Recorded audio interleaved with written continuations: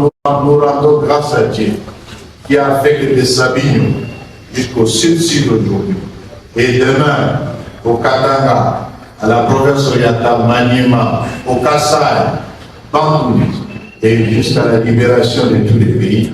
Tout cela sera fait par notre force, mais grâce à ces miracles, comme on vient de le voir à Minembwe il y a 2-3 jours. Je vous remercie.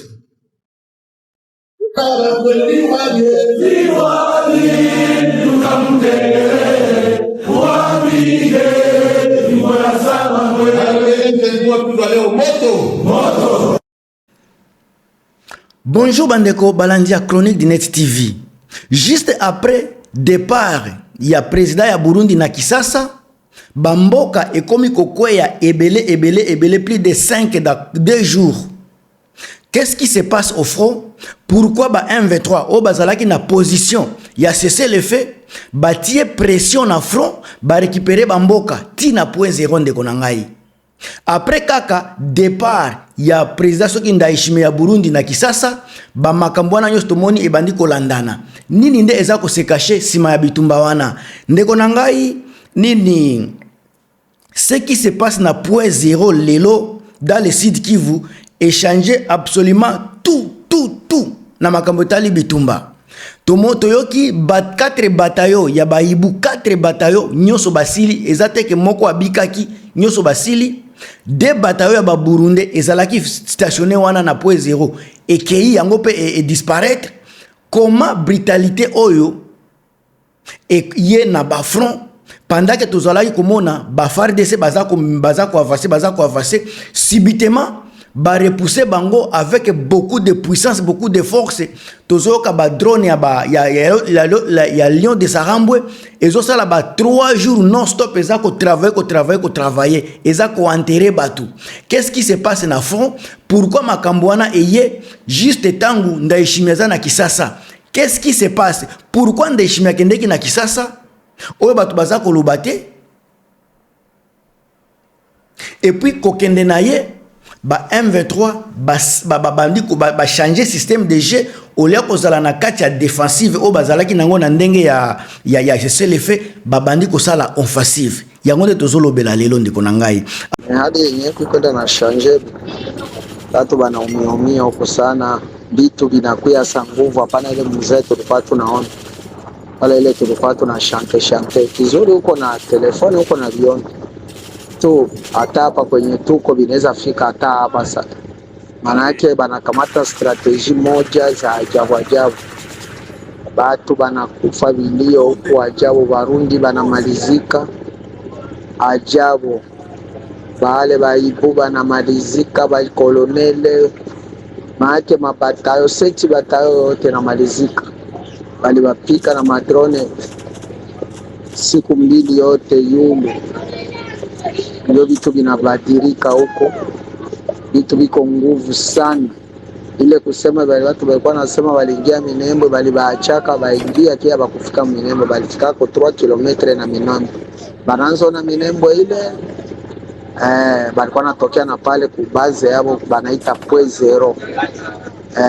Pale ndio kulikuwa vitu yote ya gouvernement kisepiga na tumaka. Yote vililunguziwa na vyote vilikamatiwa na madrone hapo na ya kutubali ponea tu chupu pale antoka huku kwenye tuko kufizi kimia kona sikia kimia de ile movement tena zote zinaisha na baibu wanaanza kukimbilia hapo wakimbia hapo anakimbia. Alors mwana ya mama Marie Antoinette Makayabu azawa pona kopesa bino ba salutation noko na ngai Chirac Makayabu avec mon grand frère Crispin Kaimbe sika bozana pesi no bambote ya trop mo tonto Stéphane Ngongo siko zali na Canada ba famille na ngai ebele partout bozali na pesi no bambote ya trop sans oublier Célestin Lomama na niveau ya Belgique. Encore une fois FMK président François Mboukou Kassa avec le secrétaire permanent Denis Mpongo bambote ya trop avec ba sœur na ngai ba Francine na ba Brigitte sika bozali na poto na pesi bino bambote ya trop. Alors tokota na muzindo ya makamboyo président Ndayishimiye subitement boyoki balobi babengi siye un camarade un allié ya Tshisekedi mais est-ce que babengisaki ye parce que il fallait que babenga ye ou bien ezalaki problème moko sérieux sur les fronts? Comment expliquer makambo wana? Et puis tango akei na pot ake na Kisasa, ba fro koto est tombé partout, est tombé. Makambo amemaki kuna tango akozonga na azwa kozonga na Burundi, résultat mususu négatif néfaste eza kolanda kaka na présidence na ye. Nini nde eza koleka wana po M23 baleka na position ya offensive.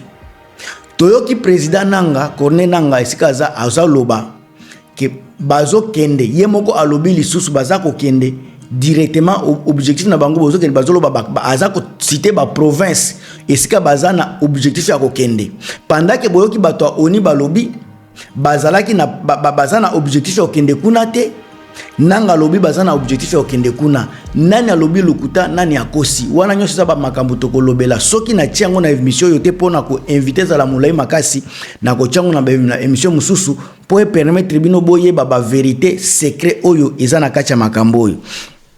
Alors nini analyse selon ngai na ko loba na ko pesa pembote na ndeko na ngai leki na nga propre Douglas Ngongo siko zali na Ottawa na pesho pe bambote à trop. Alors lelo toza kokamwa na moins de 24 heures le verrou stratégique qui relie Mikenge à Minembwe a été sauté, récupéré par ba 1v3. Tobo sanate ke tangu bango kaka balongwaki ezate ke babetaki bango po balongwa na ba ville wana. Balio de Sarambwe bango moko bami longolaki na ba cité wana kobima na ba Minembwe bamboka nyusu baza koloba na ba point 0 bango moko bami longolaki pona koloba kaka pona kopesa chance na dialogue selon ndenge balobaka. Alors lelo tangu baba FARDC ba récupéraki yango boyokaki déjà bakomi ko sala chantage tozo kendeti na Goma pe Bukavu. Pendant que ce botali biango nazoloba bande konanga tolandaka ba analyse ozoleka na ya politique ya mboka na biso malembe. Batika la jamais kozwa ba point 0 eza ba place oyo ba 1v3 ba milongolaki bango moko. Sika lelo ba décider ko kende kozonga kuna pourquoi ba FARDC o bazalaki na ba yibu basalaki résistance c'était na ba Burundi ba FDL bango nyoso. Pourquoi bazalaki na difficulté ko résister na ba M23 ebele bazolo ba force moko spéciale ba M23 bazalaka nango ndenge bayaki na ba niveau ya ba Goma yango nde bayaki kosala biloko wana mais attention bosali ba analyse ya bongo FARDC baza censé ya kozala capable ya ko riposter na makambo nyonso. Alors on a ba tango boza koloba bongo ezola automatiquement que M23 baza moi likolo côté ba stratégie côté ba makambu par rapport à FARDC ndenge boza ko pesa ba information na bino. Alors awa ba lobi boy face à ba M23 ba Burundi na ba FARDC ba se retrouver sous une pression aérienne et terrestre sans précédent. Pression aérienne et terrestre. Donc armée terrestre na armée aérienne. Yangonis bangonis bazalaki en action en même moment contre FARDC ba Burundi bangonyoso. C'est ezalaki véritable guerre de drones qui se joue sur les sommets de Fizi, loin des regards du monde. Et c'est comme moyen pour muto atalo balango ezati. Alors balobi boy makambo eleki na nini makambo eleki na front kuna ba perte oyo Burundi bazwaki avana nubaki wana eza nazolo basika ya Minembwe oyo ba Burundi bazwaki na Minembwe yango mutememaki président Ndayishimiye na Kisasa tango ake Kisasa ake kosala constant parce que makambo susu balobaka na téléphone te eza ba constat ba perte na pression oyo aza kozwa na kati ya mboka na ye yepe aza kosibiri ba pression ezala ya gouvernement ya opposition na ye ezala pe ba militaire ya Burundi aza kozwa pression wana parce que baza ko perdre batu baza ko perdre ba munition Alors ndenge bazomona ete président ya Burundi a commisé eloko yango kope na ye bitumba yango sika pression wana ememi ye akende kosolola ndenge nini baoki kozwa solution.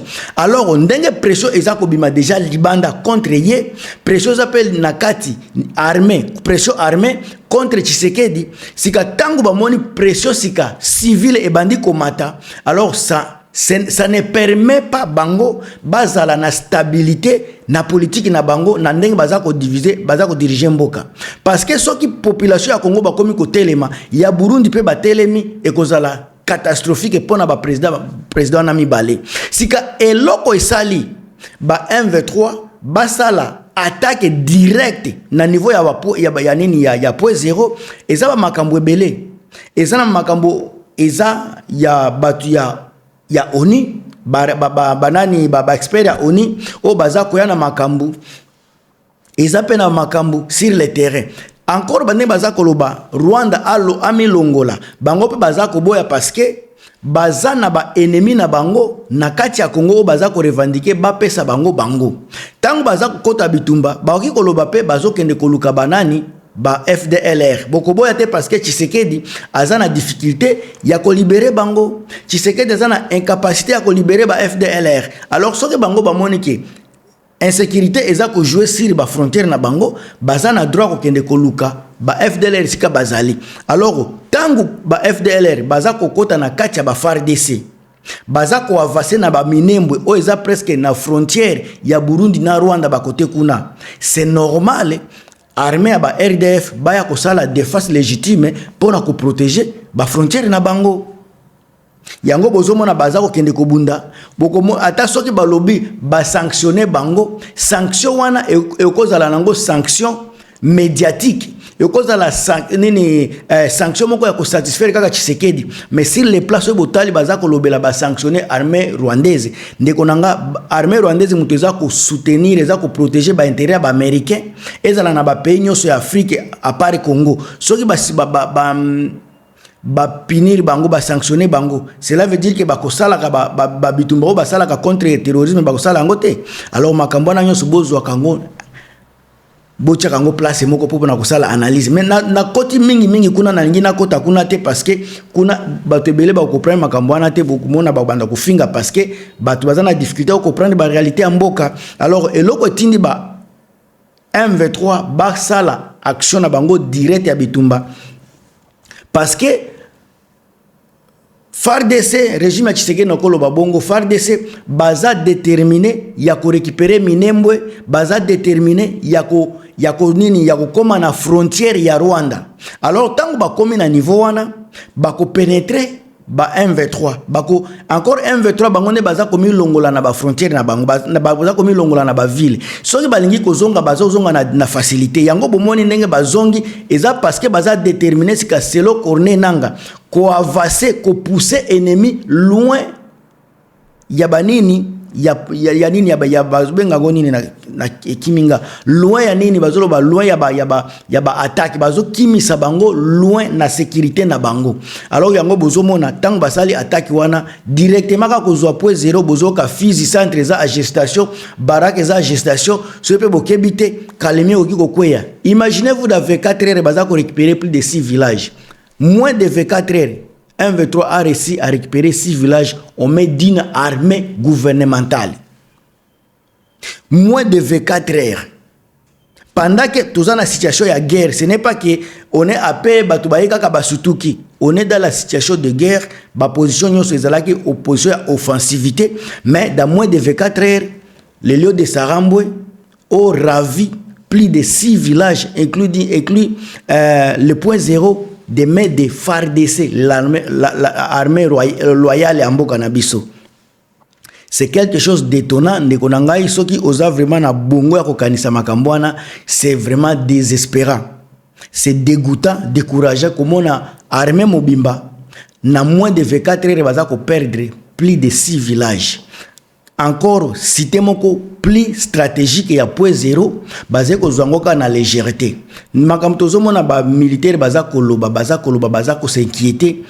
Nyonso wana bozwa ba militaire na problème té. Eza problème ya gouvernance. C'est le problème de l'autorité morale. C'est le problème de guide suprême. Soki Tshisekedi azalaka mutu ya mayele nde tozana situation oyote. C'est lui qui a créé le M23. Donc c'est lui qui a créé la guerre au Congo. Soki azako bénéficier nango au profit ya bato baza ya makila ya ba congolais. Bino ba congolais bochaka na commentaire bino ne bokoyeba soki boko répondre na makambo ndenge nini. Mais en tout cas na pesi bino point de vue ngai concernant makambo yo. À vous les claviers ko pesa ba point de vue na bino. Toujours mutu na bino Gilmas na kacha ba analyse percutante. À plus.